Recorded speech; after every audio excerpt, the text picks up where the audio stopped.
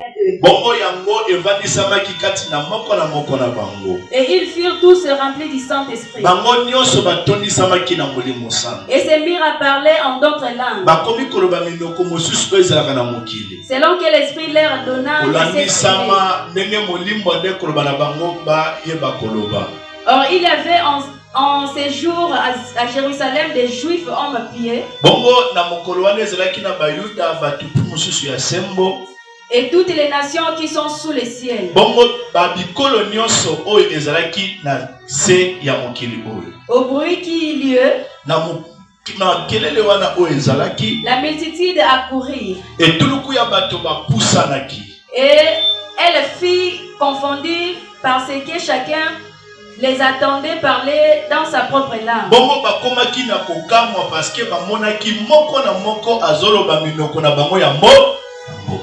Ils étaient tous dans l'étonnement et la surprise. Et ils se disaient les uns aux autres, voici ces gens qui parlent, ne sont-ils pas tous Galiléens? Et comment les attendons-nous dans notre propre langue à chacun? Dans notre langue maternelle. Parthes, Médée et Lamite, ceux qui habitent à Mésopotamie, la Judée, la Cappadoce, les pôles l'Asie, les Phrygies, la Pamphylie,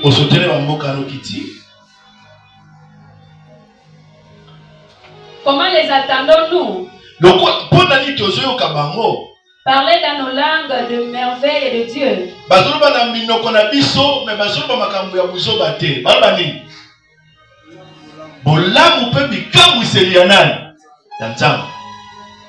Ils étaient tous dans l'étonnement et ne sachant que penser. Ils se disaient les uns aux autres, quel est ceci?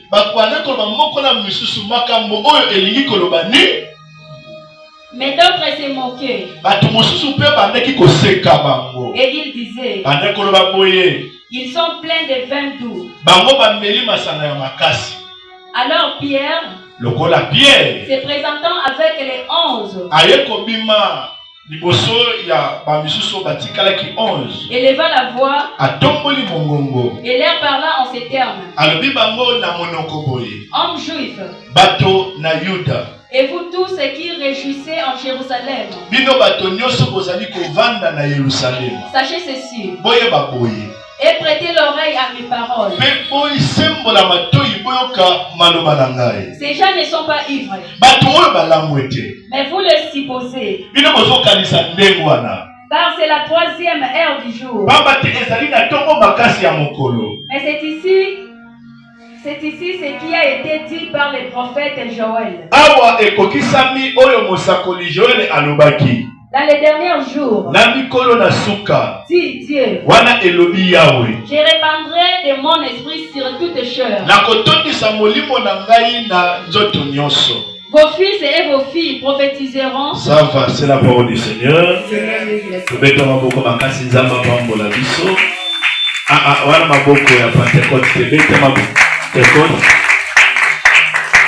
Alors que ça, la Pentecôte, le bas Pentecôte.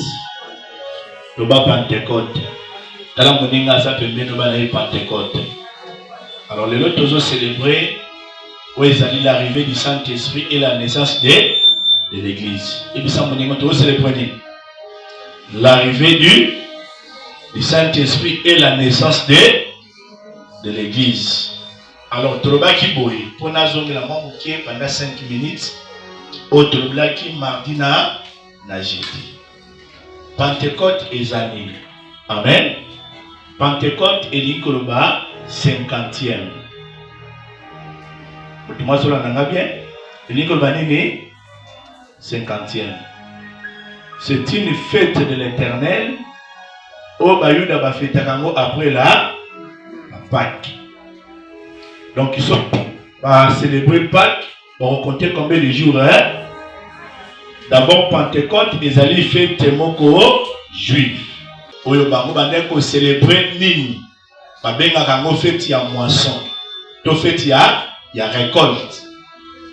Bayaka ko célébrer Nzambe autour ya alliance pona kokumisa Nzambe oyo accomplir promesse na bango o apesaki tata na bango, batata na bango Abraham, Isaac et Jacob. Kolalo baki na bango ke je te bénirai. Alors na Pentecôte bayaka kokumisa Nzambe o alakaka bango penza bango asali nini? Akokisi. Bayaka kokumisa Nzambe donc Pentecôte ezaki lokola mokolo ya action de grâce. Mais ceux qui oyoki bate ya sur la fête de moisson et baki balo la Pentecôte. Ceux qui oyoki baki fête ya récolte balo la nini? Pentecôte. Ceux qui oyoki baki fête de la semaine pour Pentecôte babenga ngo fête de la semaine. Ceux qui balo la fête de la semaine c'est toujours pas Pentecôte. Alléluia. Alors Pentecôte bayuda babenga ngo pe lisusu fête du don de Torah. Na binini babenga ngo pe na deuxième position fête du don de Torah. Torah ezali Torah te Torah et surtout dit Torah ezali et si kamoko mai ezobi mana libanga mais o ezali Torah. Torah ezali les 10 commandements que Dieu a donné à Moïse. C'est ça le benga Torah. Pourquoi? Parce que après 50 jours ya kokumana na Égypte, Nzambe aya kopesa les 10 commandements et pas à Moïse dans la montagne de Sinaï. Vous comprenez? Alors babenga ngobongo, alors ezalaka uniquement pour na rendre gloire et pas dans Nzambe et fait o ezora combien de semaines? 7 semaines. Amen bien. Va fêter combien de semaines? 7 semaines. Alors, nakati, il y a fête ya Pentecôte et le Kananengeni. Moyuda nyonso, ayaka na kona na ye ya liboso o ya seni, a récolter. Babenga ngope, babenga après, prémisse. Akoya na kona o a récolter, akoya na mo liboso banganga Nzambe, babenga mo liboso banganga Nzambe te, babenga mo liboso ya nani? Boso ya nani? Boso ya Nzambe. Po Nzambe oyo apesaki bango kona. Eke kona na bango eboti malamo, baza ko présentango epa na Nzambe, po lobi pe bakolona ebota lisusu malamu. Alors bakoya pe moko na moko na mwa lindala la mwa fleur ya eloko na ye. Olona ki masango, oyena mwa nzeta lisango, po mokolo wana osala nini? Okomanda kopepa mo likolo, on va benga mo sur le fait des arbres à agiter. Parce que tout le monde basala nini? Bapepanga pokolo apesi bango otobengaka Nzambe a visité bango apamboli bango akokisi promesse. Alors pour la mission d'église, pourquoi nous célébrons la Pentecôte? Nous célébrons la Pentecôte parce que la Pentecôte est allée mokolo oyo église ya Yesu Masiya ebotama. Église ebanda mokolo ya Pentecôte. Et deuxièmement, nous célébrons la Pentecôte pourquoi? Parce que nous célébrons accomplissement de la promesse au colo après sa guérison dans mon calé à Jean chapitre 14. Alors, je m'en vais et je prierai le Père afin que le Père attire un autre consolateur, l'esprit de vérité que le monde ne peut pas recevoir. Mon qui est coco soit monté, mais il faut soit monté parce que vous avez un alors mon colonne à Pentecôte n'est que qui ça va qui m'a dit mon sang t'a quitté là qui va alléluia. Et puis Pentecôte pour Nabiso et dans mon colo oyo to benga mon colo ya transformation, le pas transformation parce que bah y'a quoi bah ça qui transformé hein bah ça qui donc comment qui va tout mot la Bible déclare que bayuda tango baye mokolo ya Pentecôte bamoni bayekoli bazosala makambo nano esalama te bakomi kokamwa bali bazala étonnement bato mosusu bango bato ya Galilée quand balike bango nyonso baza bato ya Galilée te elikolo baboye bato batanga mingi te bato ya Galilée bakomi baminoko oyo te bango nyonso na mokolo wana Molimo Santo abimisaki minoko oyo bango bakomprenaki yango te babengaki yango de langue semblable à des langues de feu. De parler à l'âme. C'est pourquoi on a mis ça là-bas tout. Tout là sur le Saint-Esprit, nous devons tout expliquer. Donc tout là sur le parler à langue. Le bas amen à bien. Apôtre Paul dit que nazo sepela que ba Christo ba lobaka minoko ya sika. Pour nous quoi apôtre Paul na lobaka ngo mingi koleka bino. Mais tant mon nazali boso na ba ndinga nazo te awa. Na préféra kana loba na sagesse na intelligence. Toi na intelligence. Pourquoi? Parce que sur la balikara. Bien aimé, non? Mais tant que là, je préférais mieux dans le bamini monokoya sika. Parce que mon azoba miko monokoya sika, azako sani ko se édifier yemoko. Azali komiko bizama. Bakas, ceux qui parlent à langue, bayebi la force ya koloba monokoya. Kola pambola bishi. Bédié sangoka bien zambazo. Mais cela ne veut pas dire que si tu ne parles pas en langue, que aux amours d'entendre tu es un enfant de Dieu. Qu'on n'a pas en la vie. Tu vas comment qu'il est étonnement? Parce que les disciples ont été transformés par la venue du Saint-Esprit. Tu vas dire que les gens naïfs, les gens craintifs, les gens ont besoin qui tiennent. Bon, qu'on est à Pentecôte. Bazaraki na tina po batebele bapesa ki bato ibayoka bango. Pierre a tina babitele boka lisabongo te, eza boye. Basali buka kokisi mokanda ya Joël 2:28. Desikoyo a teli bango sango na Yesu ebongo batuni ya tosala nini potobika. Alisi bango esenge bondimi na Yesu kozwa libatisi ya mai, kozwa molimo bongo okozwa bongo ya avec plus de 3000 personnes, mon courant Bazaki baptisé et converti. On n'a pas la mission. De mettre sa boca bien zambé à Zoloté. Alléluia. Et vous devez savoir que Jésus-Christ a dit qui m'a écoli. Alors, il n'a pas quitté Jérusalem. Jusqu'à ce que le Saint-Esprit viendra. Au longa, au côté bâti quand l'assemblée là. Et Seigneur osera assurer que j'ai le Saint-Esprit. Pourquoi? Parce que le Saint-Esprit, c'est notre carte d'identité. Voilà. Le Saint-Esprit, c'est notre carte d'identité. Il y a monde qui identifie que tu es un enfant de Dieu. Parce que sans le Saint-Esprit, bien aimé, on a identifié. La Bible déclare que celui qui n'a pas l'Esprit de Dieu ne lui appartient.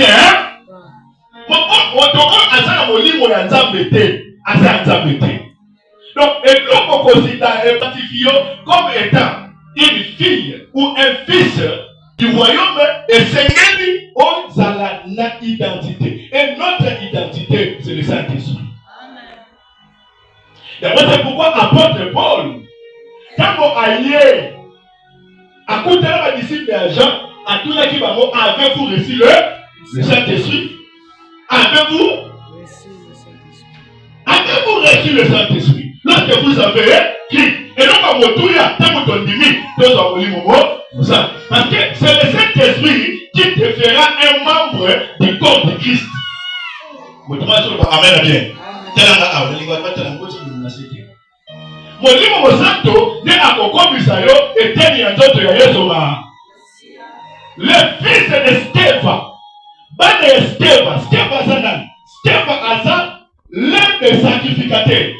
Bana banganga nzambe obazalaki na Paul obameli banga Paul asalaki bazwi moto aliboma bayebisi ba mutu wana ke biso nde toza boye tokosa mpe bika mo Paul azosala loba amen abe bakeli liboso ni mutu aliboma bandi kobengela molimo liboma parce que Paul mpe abengelaka milimo bandi kobengela molimo wana ke bima na kombo ya Yesu Kristo o Paul asali ateya na komba Yesu Kristo opa na zoteya biso bitozaba na banganga ya nzambe biso kutu nde toponama po tozala na kati ya sacerdoce mais Paul azobenga na milimo biso mpe tokoba na banganga nzambe tobenga na molimo demo wana tuniye toyebi Paul toyebi nani mpe toyebi nani oyo eza Yesu Masiya mais bino bozaba banani milimo nani mutanibo mana azwa bango abeta bango bazoka atika bango na demi-mort. Pourquoi? Parce que bazalaki na identité ya bana na Nzambe te. Parce que tosalaki na changement ya sacerdoce. Tolongwaki na tango ya loi, tokomaki na tango ya grâce. Alors pona kozua on ezali héritage il y a tant de la grâce, vous devez accepter le Seigneur Jésus-Christ comme étant ton Seigneur et ton. Vous devez être baptisé du Saint-Esprit. Nous avons un mandat et on va dire ça molima be, pe molima be et aussi yo et tiki d'autres ya bateau. Pe ozui atali kama moko, kolo apam bolanga motomo. C'est comme ça.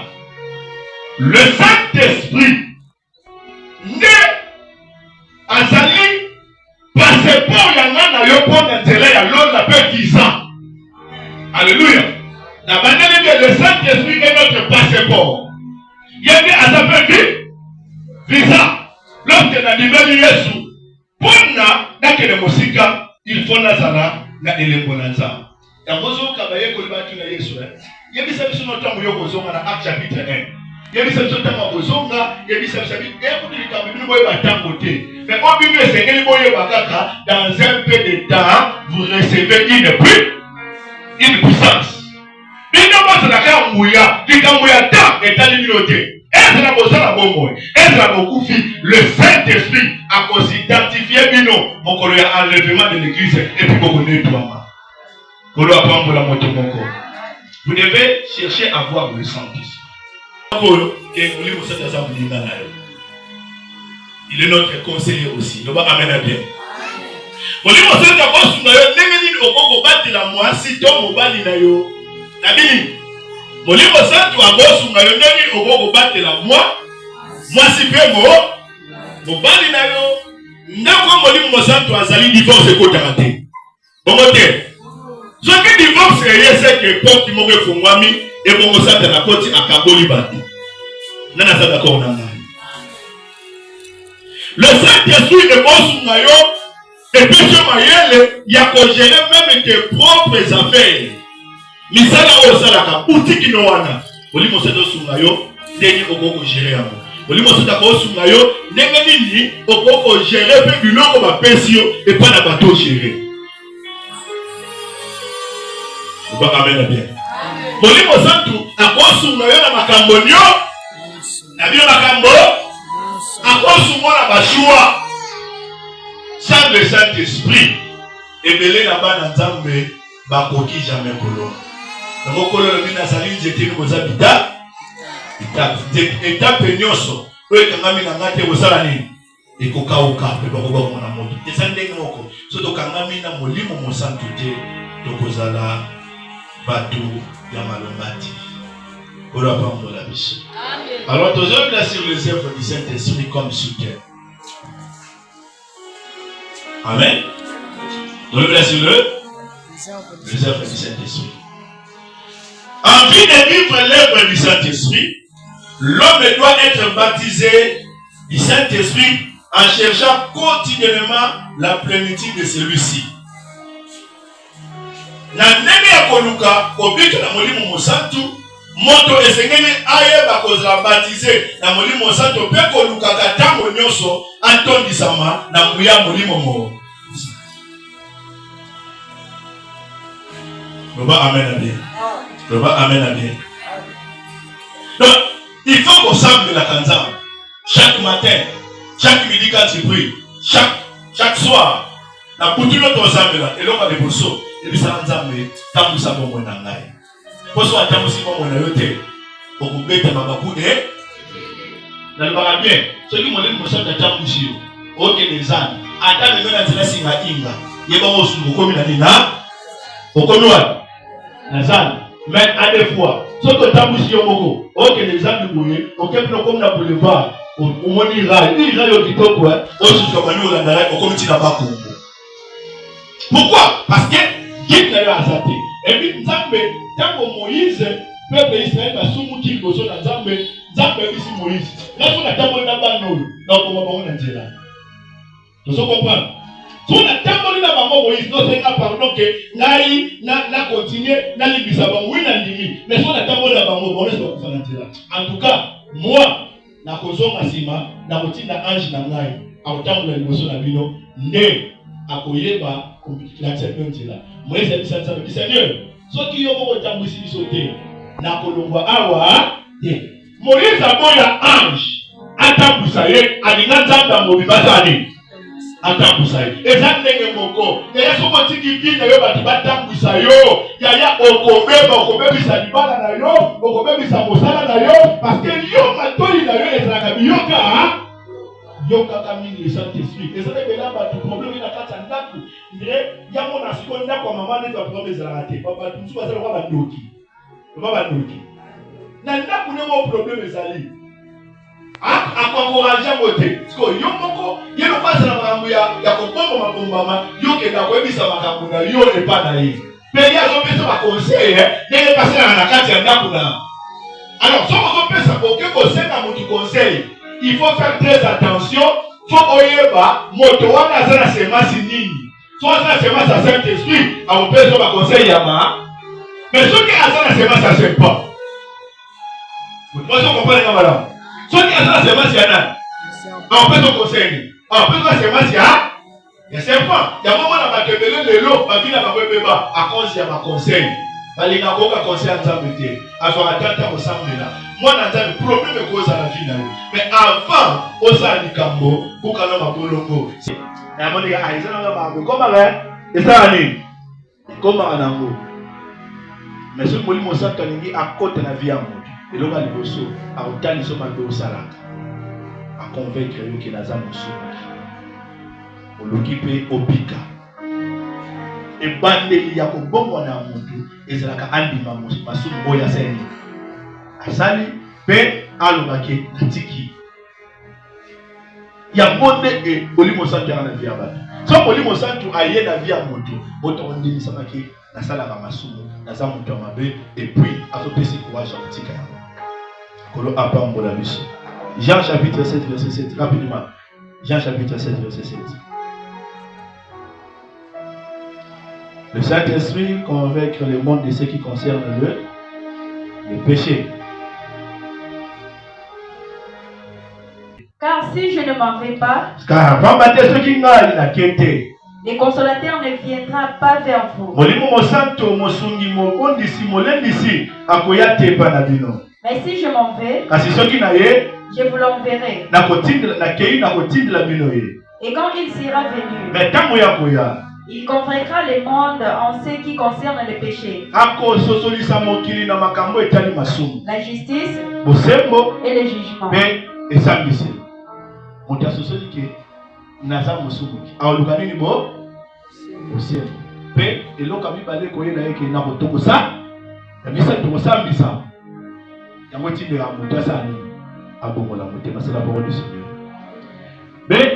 Saint-Esprit, son œuvre, le Saint-Esprit agente la vie.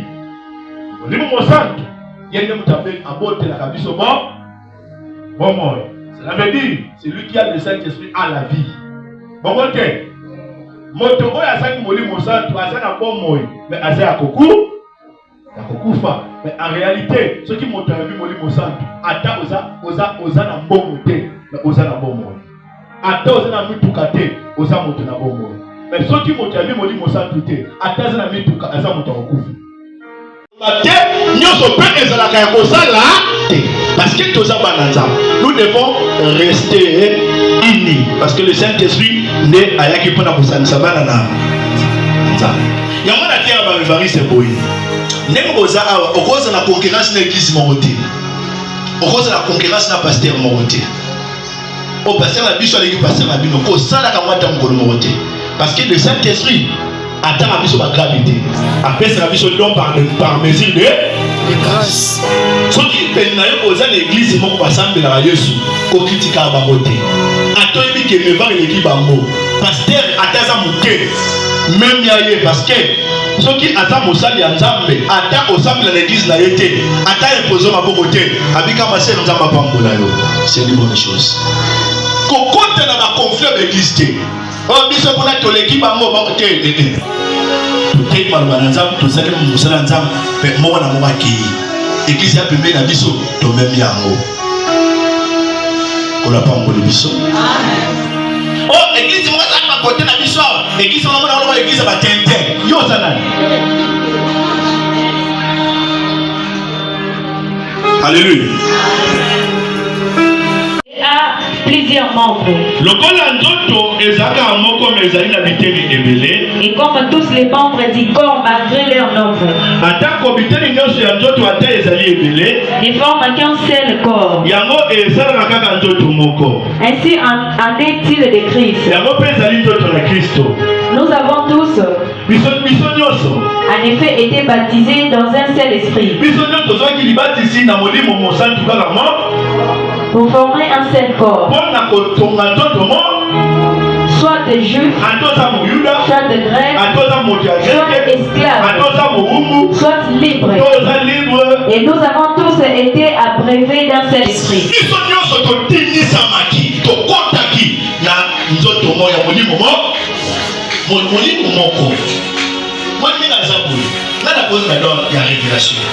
une prophétie. Il y a une vision. Il y a une révélation, il y a une vision, il y a une prophétie. Ça plutôt c'est tout ça bâtiment. Alléluia. Et tout ça tout. Ça passe un miracle dans la zone.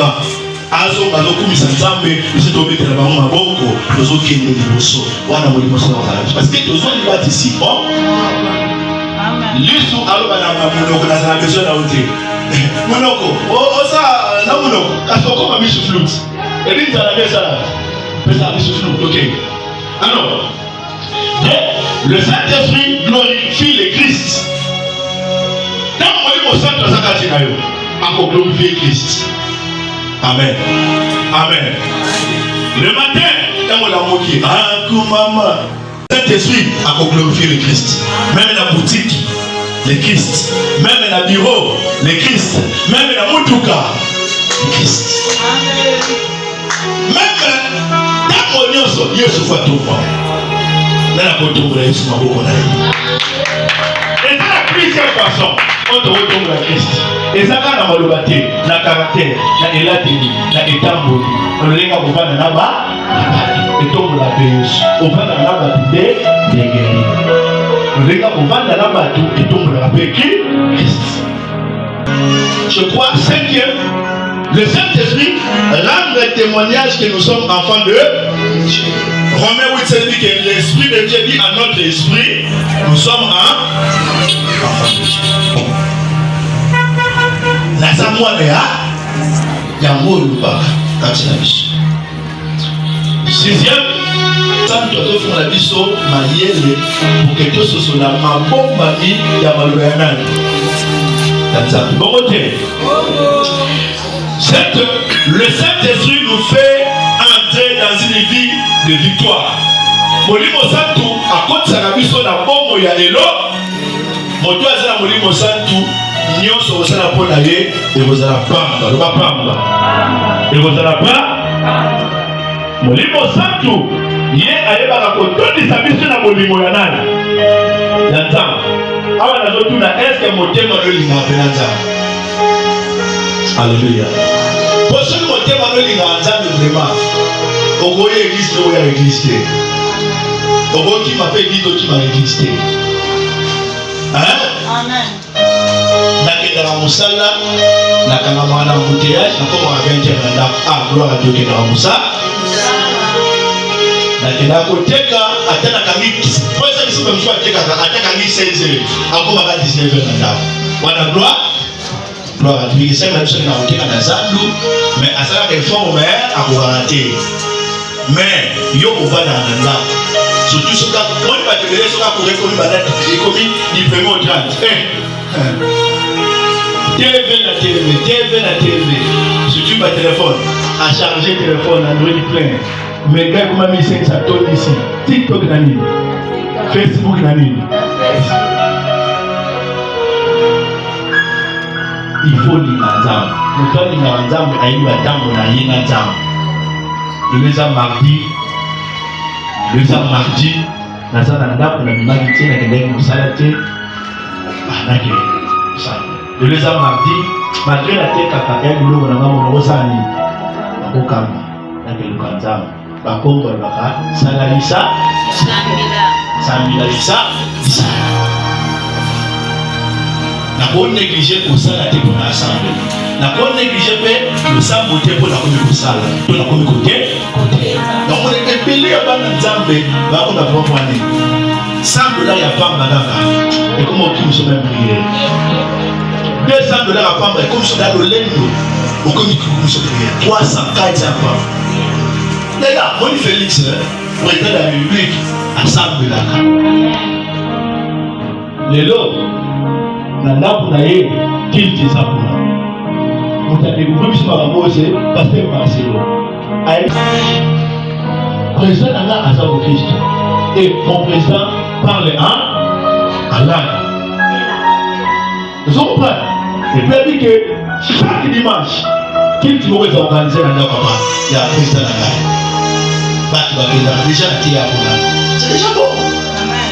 Yaya ozala nani nzamba za likolo na yo batela molimo mosantu parce que yende okenda yo de succès en succès.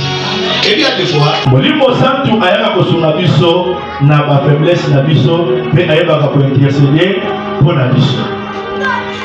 Ozala ba faiblesse et ba faiblesse moto mosusu de nazango na ndima nzambe na sambela makasi nga kimoyibi sona monika afona yiba na nzambe bikolinga alinga olinga yema makasi so lingotika ngo bondela molimo sandisa molimo santo seigneur sunganga biko sunganga esa mutanga na moni mbongo na lobongo na nga eyiba ate to so comprendre moto mosusu asambelaka mais vie ya mibali ya batu na basi ya batu seli antiquité oyaka l'église mais en réalité oko kotika ngote pe ezana batu mususu atazana mobali basepelaka na mobali ya libanda ana mwasi basepelaka na mwasi ya nini alibanda sambela nzambe ke makambo nazala ngo nzambe asunganga na tika amen bien. Donc ezana batu mususu ana faiblesse nini amelaka tellement masanga ebele et puis akoka kotika yango te kotika eloko ezala facilité loba ela facilité ezala toujours faut osala makasi molimo sina songa azonga yo